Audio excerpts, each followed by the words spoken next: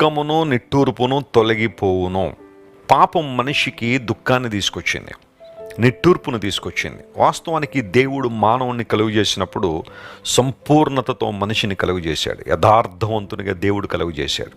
అయితే ఆదాము హవ్వలు దేవుడు వారికి ఇచ్చిన ఆజ్ఞను పాటించక దేవుని మాటను ధిక్కరించి ఇష్టానుసారం ప్రవర్తించడం వలన దుఃఖాన్ని నిట్టూర్పును వారు తెచ్చుకున్నారు, వేదనను భరించారు. అక్కడి నుంచి మానవ జాతి దుఃఖంలో నిట్టూర్పులో మునిగిపోయింది. పాపం మనిషిని అన్ని విషయాల్లో ఛిద్రం చేసేస్తుంది. అన్నిటికన్నా ప్రాముఖ్యంగా నీలో ఉన్న ఆనందాన్ని, దైవిక సంతోషాన్ని దొంగిలిస్తుంది.